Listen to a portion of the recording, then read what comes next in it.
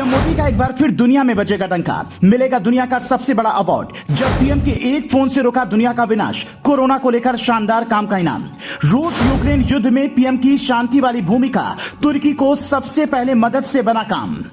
क्या पीएम मोदी दुनिया के मंच पर अब तक के भारत के सबसे बड़े नेता बन गए हैं? नेहरू, इंदिरा और राजीव जो नहीं कर पाए, पीएम मोदी ने वो एक झटके में करके दिखाया।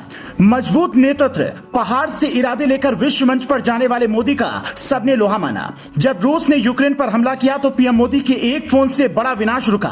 अमेरिका की खुफिया एजेंसी ने तब कहा था कि अगर पीएम मोदी ने पुतिन को फोन न किया होता तो परमाणु हमला हो गया होता। भारत पहुंचे नॉर्वे की नोबेल प्राइज कमेटी के डिप्टी लीडर एस्ले टोजे ने कहा कि मैं मोदी की कोशिश को फॉलो कर रहा हूं। मोदी जैसे ताकतवर लीडर में शांति स्थापित करने की जबरदस्त क्षमता है। पीएम मोदी बहुत ताकतवर देश से आते हैं, उन्हें बहुत ही गंभीरता से लिया जाता है। उनके भीतर बेहद विश्वसनीयता है। वो अपनी विश्वसनीयता और स्ट्रेंथ का इस्तेमाल इस भयावह युद्ध को रोकने में करेंगे। इस बयान का मतलब क्या है? क्या पीएम मोदी भारत के पहले ऐसे नेता बनने वाले हैं जिन्हें विश्व शांति के लिए नोबेल पुरस्कार मिलेगा? यह ऐसा पुरस्कार है जो महात्मा गांधी को भी नहीं मिला।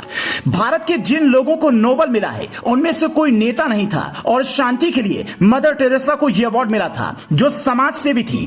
लेकिन सवाल यह है कि वो कौन से काम हैं जो पीएम मोदी को शांति का नोबेल पुरस्कार दिलवा सकते हैं? पहला कारण, मोदी दुनिया के सबसे बड़े लोकतंत्र देश के पीएम हैं जिसने आज तक किसी पर पहला हमला नहीं किया। दूसरा कारण, रूस यूक्रेन के बीच परमाणु युद्ध रोकने में अहम भूमिका, लगातार शांति के लिए प्रयास करना जिसकी सितंबर 2022 में स्वेन एससी ने तारीफ की। भारत किसी भी गुट में शामिल नहीं हुआ। तीसरा कारण, कोरोना जैसी महामारी का इतने बड़े देश में शानदार तरीके से सामना करना और दुनिया के सबसे बड़े वैक्सीनेशन प्रोग्राम को सफलतापूर्वक चलाना। मई 2022 में अमेरिका के राष्ट्रपति जो बाइडेन ने पीएम मोदी की तारीफ करते हुए कहा था कि बड़ी आबादी के बावजूद भारत ने कोरोना पर लोकतांत्रिक तरीके से काबू पाया। चौथा कारण, नेबर्स फर्स्ट की नीति के तहत मालदीव, भूटान, नेपाल जैसे कई पड़ोसी देशों को कोरोना की वैक्सीन उपलब्ध कराई। पांचवा कारण, तुर्की में जब भूकंप आया तो पीएम मोदी ने सबसे पहले वहां पर मदद भेजी, जबकि भारत और तुर्की के रिश्ते बहुत अच्छे नहीं हैं।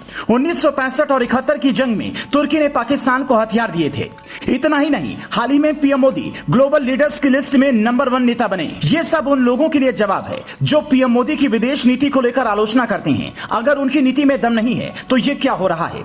अब एक और सवाल यह है कि शांति का नोबेल पुरस्कार किसी को क्यों मिलता है और कब इसकी शुरुआत हुई? तो नोबेल शांति पुरस्कार दुनिया भर के कुछ ऐसे चुनिंदा व्यक्तियों को दिया जाता है जिन्होंने सेना की तैनाती को कम करने और शांति को स्थापित करने या बढ़ावा देने के लिए देशों में सबसे बेहतरीन काम किया हो। 1901 में नोबेल पुरस्कार की शुरुआत की गई थी जिसे स्वीडन के वैज्ञानिक अल्फ्रेड नोबेल की याद में दिया जाता है। इसके जरिए उन लोगों को सम्मानित किया जाता है जिन्होंने पिछले साल के दौरान मानव जाति को सबसे ज्यादा फायदा पहुंचाया हो। शांति, साहित्य, भौतिकी, रसायन, चिकित्सा विज्ञान और अर्थशास्त्र के क्षेत्र में यह दुनिया का सबसे बड़ा पुरस्कार है। Bureau report, news flash.